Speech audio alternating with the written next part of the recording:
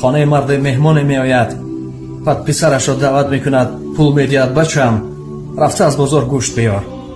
پسر زود بازار می رود، نزد گوشت فروش آنقدر تعریف میکند که بر تو گوشت میدیم که از مسکه یعنی از روغن هم ملایمتر است.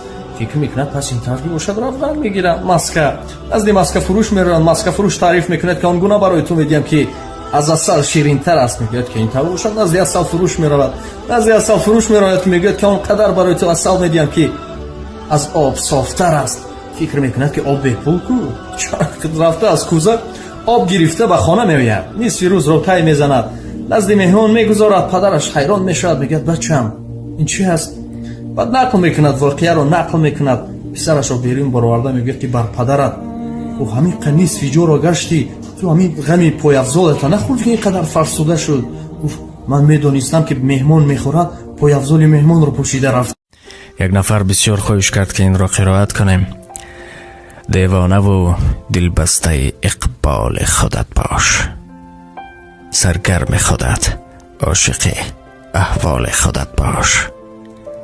یک لحظه مخور حسرت آن را که نداری، راضی به همین چند قلم مال خودت باش.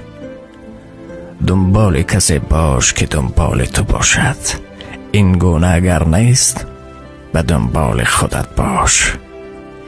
پرواز قشنگ است ولی بی غم و منت نکش از غیر و پر و بال خودت باش. 100 سال اگر زنده بمانی گذرانی، پس شاکر هر لحظه و هر سال خودت باش.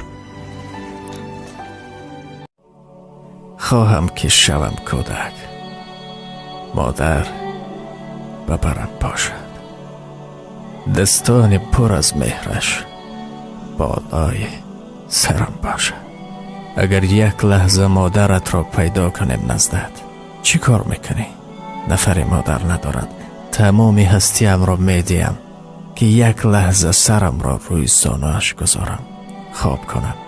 مادر سرم را سیله کند، گوید بچم کاش این صدا را بار دیگر میشنیدم. در کوچه و پس کوچه با کودک همسایه بازی کنم و گردم فتح و ظفرم باشد. یاد دارم مادر فریاد میزد که بچم خانه بیا. با کودک های همسایه بازی میکردم، گریه میکردم که نه، فریاد زند مادر از خانه مرو دورتر.